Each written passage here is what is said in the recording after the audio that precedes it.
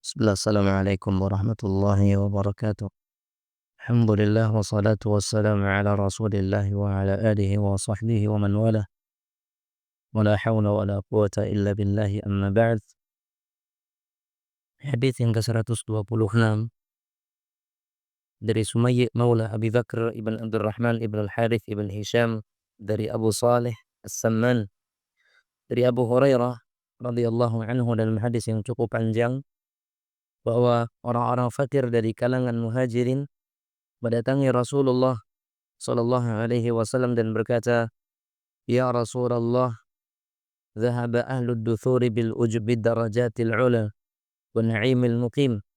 Bahwasanya orang-orang yang mereka kaya, mereka telah pergi membawa derajat yang tinggi dan kenikmatan yang kekal.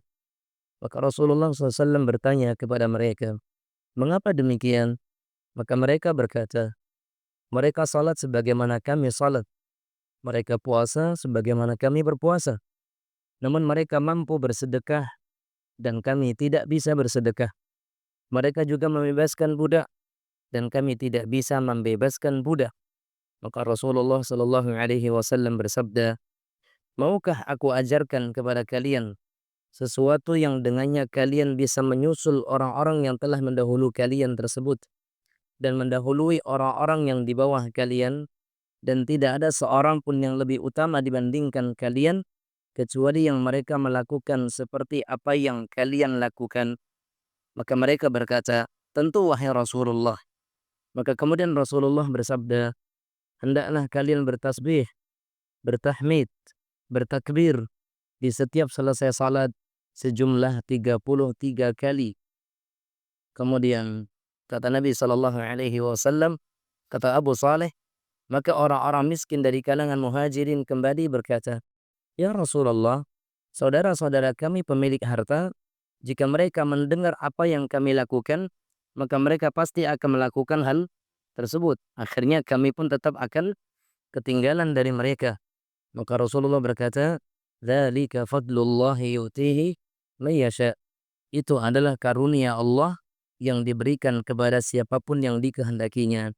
Sumayyi berkata, "Aku menceritakan hadis ini kepada salah seorang keluargaku. Maka dia berkata, 'Engkau telah keliru. Sesungguhnya beliau mengatakan, bertasbih kepada Allah 33 kali, bertahmid kepada Allah 33 kali, dan bertakbir kepada Allah 33 kali.' Maka aku pun kembali kepada Abu Saleh dan mengatakan hal itu kepadanya. Maka beliau berkata, ucapkanlah Allahu Akbar, Subhanallah, Alhamdulillah, dan semuanya sejumlah 33 kali. Ikhwani wa akhwati fiddin yang dirahmati oleh Allah Azza wa Jalla. Sebenarnya hadis yang panjang ini hanya ingin berbicara tentang zikir setelah salat. Di antara zikir yang dibaca oleh Nabi Shallallahu Alaihi Wasallam dan di antara zikir yang diajarkan Rasulullah Shallallahu Alaihi Wasallam yang dibaca setelah salat itu adalah mengucapkan Subhanallah, Alhamdulillah, Allahu Akbar masing-masing 33 kali. Dan kata para ulama, 33 kali di sini tidaklah wajib jumlahnya. Karena terkadang boleh 10 kali. Ya, terkadang boleh 10 kali. Dan beberapa riwayat yang lain menyatakan beberapa jumlah di antaranya. Sehingga di antara hal yang diajarkan Rasulullah Shallallahu Alaihi Wasallam bahwa setelah salat itu kita membaca zikir-zikir tersebut sebanyak 33 kali.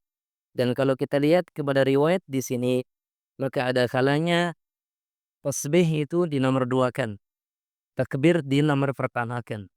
Ada kalanya takbir pertama, tahmid kedua, tasbih ketiga. Sebagaimana dalam hadis, la yaturhum min aina bada. Tidak mengapa dari manapun mereka memulai. Mau takbir dulu, mau tahmid dulu, mau tasbih dulu, tidak mengapa. Karena intinya takbir 33 kali, tahmid 33 kali, tasbih 33 kali. Tidak mengapa dibalik-balik. Karena intinya sama.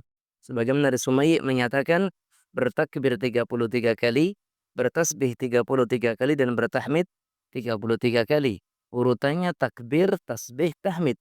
Sementara yang kita pahami selama ini, tasbih, kemudian tahmid, kemudian takbir. Tidak mengapa dari manapun kita kita mulai.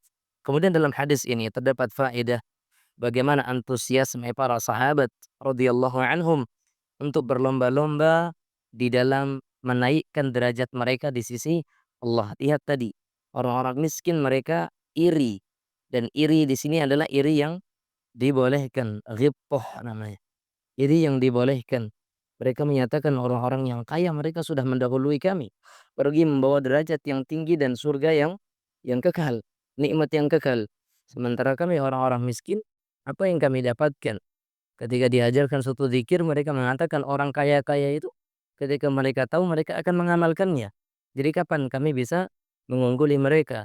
Rasulullah mengatakan, dzalika fadlullah yu'tihi may yasha. Itu adalah kelebihan yang Allah berikan kepada siapapun yang dikehendakinya. Ayat ini juga yang perlu kita baca dan perlu kita ingat ketika kita lihat kenapa badan saya kurus, kenapa badan saya gemuk, kenapa badan saya pendek, kenapa si A itu tinggi, kenapa saya hitam jelek, kenapa orang itu putih dan ganteng dan sebagainya. Katakan dzalika fadlullah yu'tihi may yasha. Itu karunia Allah yang Allah berikan kepada siapa yang dikehendakinya. Atau kata Allah, yazidu fil khalqi ma yasha. Allah tambahkan dalam penciptaan sesuatu itu sesuai dengan kehendaknya. Itu sudah menjadi ketentuan Allah, menjadi takdir Allah Azza wa Jalla. Kemudian dalam hadis ini juga dikatakan bolehnya menginginkan apa yang ada pada orang lain tanpa menginginkan hal itu hilang dari orang lain. Paham? Bolehnya kita menginginkan untuk mendapatkan sebagaimana apa yang didapatkan orang lain selama kita tidak menginginkan sesuatu itu hilang dari orang lain. Kita pengen kaya, tapi jangan berharap orang yang kaya jadi miskin. Kita pengen seperti si fulan, tapi jangan harapkan rezekinya si fulan itu hilang darinya. Tidak boleh. Tapi kalau kita katakan, ya Allah, hamba ingin seperti fulan, untuk berikan kepadanya harta, dan dia gunakan hartanya dalam kebaikan. Aku ingin seperti fulan, dia orang yang berilmu, dan dia gunakan ilmunya dalam kebaikan, dan seterusnya. Itu namanya boleh. Makanya kata Nabi, la hasada illa fitnatain. Tidak ada iri kecuali dalam dua perkara tadi. Orang yang diberikan harta, kemudian kita menginginkannya untuk bisa berbuat baik dengan hartanya. Orang yang diberikan ilmu dan kita iri karena kita ingin mendapatkan ilmu yang sama dan kita bisa menggunakan ilmu tersebut dalam kebaikan. Allahu taala alam.